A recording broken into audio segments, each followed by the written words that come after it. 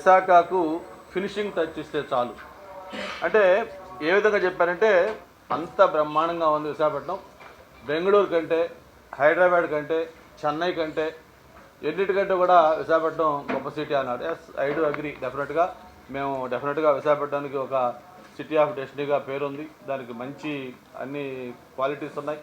Develop అయ్యేదానికి అన్ని అవకాశాలు ఉన్నాయి. గతంలో మేము చాలా డెవలప్ చేసి చూపించాం. దీనికి ఒక విజన్తో చేస్తే కొంత డెవలప్మెంట్కి డెఫినెట్గా మంచి స్కోప్ ఉన్న సిటీ. అటువంటి సిటీని 5 ఏళ్ళు నువ్వు పూర్తిగా నెగ్లెక్ట్ చేసి ఇప్పుడు దీన్ని నేనేదో ఫినిషింగ్ టచ్ ఇస్తే చాలు అని చెప్పడం చాలా శోచనీయం. ఫినిషింగ్ టచ్ ఇస్తానంటే ఎన్నికలకు ముందు నువ్వేం చెప్పావు ఒకసారి గుర్తు చేసుకోమని కూడా అడుగుతా ఉన్నాం.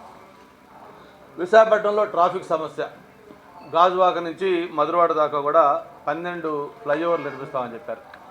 మరి నిన్ను ఎవరు ఈ ఫ్లైఓవర్లు నిర్మించకుండా నిన్ను ఆపారో ఈ 5 ఏళ్ళు ఒకసారి చెప్పాలని చెప్పని కోరుతా ఉన్నాం. అలాగే ఇక్కడున్న ఇండస్ట్రీస్, ఎన్ని ఇండస్ట్రీస్ ఇక్కడ ఉన్న ఇండస్ట్రీస్ని మీరు ఇక్కడి నుంచి తరిమేసి లూలు గ్రూప్ కావచ్చు ఇటువంటివన్నీ ఎన్ని బయటికి పంపించారో మీరు ఒక్కసారి ఆలోచించాలి. మామూలుగా ఎన్నికలకు ముందు ఏం చెప్పారు, ఇప్పుడు చివరిగా ఇక్కడికి వచ్చి విశాఖ అభివృద్ధి చెందుతుంది, అది ప్రతిపక్షాలకి ఇష్టం లేదు, ఏది ఏమైనా సరే ఎన్నికల తర్వాత విశాఖలోనే ఉంటాను, ఇక్కడే ప్రమాణ స్వీకారం కూడా చేస్తా అని చెప్పి మీరు నిన్న ఒక మాట కొత్తగా కొసబరుపుగా చెప్పారు. మరి అంతకుముందు కూడా మీరు చెప్పారు మీ బిడ్డ విశాఖలోనే కాపురం ఉంటాడు అని అనేక సార్లు చెప్పారు. దసరా అయిపోయింది, దీపావళి అయిపోయింది, ఉగాది అయిపోయింది, చివరికి డిసెంబర్ నెల క్రిస్మస్ అయిపోయింది, ఇట్లా ఇవన్నీ కూడా చెప్పారు. చివరికి మొన్న ఎన్నికలు వచ్చే సమయంలో ఇప్పుడు ఎన్నికలు అయిపోయిన తర్వాత మళ్ళీ మీరు ముఖ్యమంత్రిగా వచ్చి ఇక్కడే ప్రమాణ స్వీకారం చేస్తాను, ఇక్కడే ఉంటానని చెప్పారు. అంటే మామూలుగా మనం చిన్నప్పుడు మాకు స్కూల్లో చదువుకునేటప్పుడు ఎప్పుడు వినాయకుడి పెళ్ళి ఎప్పుడు రా అంటే రేపు అని చెప్పేవాళ్ళు. ఎందుకంటే ఆ రేపు అనేది గోడ మీద రాస్తారు, వినాయకుడి పెళ్ళి రేపు అని. అది ఎప్పుడు కూడా పర్మనెంట్గా వినాయకుడి పెళ్ళి రేపే, రేపు వెళ్తే కూడా అది మళ్ళీ రేపే అని ఉంటుంది. కాబట్టి అలాగే జగన్మోహన్ రెడ్డి గారు విశాఖపట్నం వచ్చేది ఆ రేపు లాంటిది. ఖచ్చితంగా ఆయన ఏదైతే విశాఖపట్నం వస్తున్నారో అది ఒక కలగా ఉంటుంది తప్ప ఆయన వచ్చేది లేదు.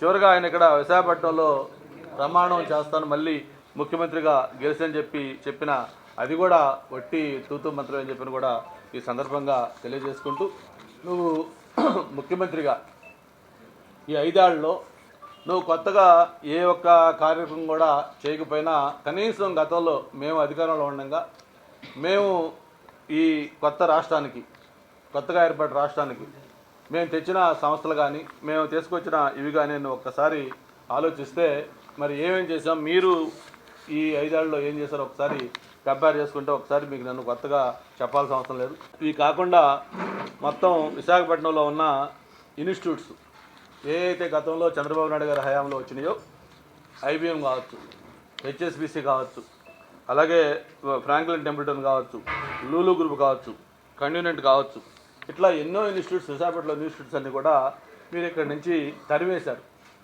విశాఖపట్నంలో వద్దని చెప్పి వాటిని మీరు తరిమేశారు. అవన్నీ ఒక పక్క ఉంటే గతంలో డిజిగ్నేట్ టెక్నాలజికల్ పార్క్ అని ఐటీ ఒక పాలసీ కింద తీసుకొని ఐటీ కంపెనీలు ఎంకరేజ్ చేస్తూ ఉంటే దాన్ని మీరు రద్దు చేస్తే దాదాపు 100కు పైగా స్టార్టప్ కంపెనీలు క్లోజ్ అయినాయి. అలాగే ఎన్నో రన్నింగ్లో ఉన్న ఐటీ కంపెనీలు మూతపడ్డాయి. ఇవన్నీ కూడా ఈరోజు విశాఖపట్నంలో ఉన్న ఇన్స్టిట్యూట్స్ కూడా మూతపడిపోయినాయి. అంతేకాదు అమరావతిలో ఏదైతే దాన్ని ఒక వరల్డ్ క్లాస్ క్యాపిటల్గా డెవలప్ చేద్దామని చెప్పని మొత్తం రాష్ట్రంలో కాదు దేశంలోనే పేరెన్నికగా సంస్థలను కూడా ఇన్వైట్ చేసాం. మొత్తం అటు కేంద్ర ప్రభుత్వ సంస్థలు, కేంద్ర ప్రభుత్వ ఇన్స్టిట్యూట్స్ ఎన్నో ఇన్వైట్ చేసి మొత్తం అక్కడ ల్యాండ్ కూడా అలొకేట్ చేసాం. ఒకసారి కేంద్ర ప్రభుత్వ రంగ సంస్థలు చూస్తే State Bank of India, SBI మీకు తెలుసు, బ్యాంకుల్లోనే అతిపెద్ద నేషనలైజ్డ్ బ్యాంకు, అలాగే NABARD, Food Corporation of India, LIC, Bank of India, Andhra Bank, Indian Oil Corporation, New India Assurance Company, Syndicate Bank, Hindustan Petroleum Corporation Limited, Rails India Technical Service RITES, Union Bank of India, Bharat Petroleum Corporation, Indian Bank, హడ్కో, Vijaya Bank, Canara Bank, GAIL, మొత్తం 18 ప్రభుత్వ రంగ సంస్థలకి 27.15 ఎకరాలు మేము land అమరావతిలో allocate చేసి వాళ్ళు పేమెంట్ కట్టి వాళ్ళు అబౌట్ టు స్టార్ట్. అది ఇవన్నీ కూడా ఈరోజు నెరవేరు అయిపోయాయి.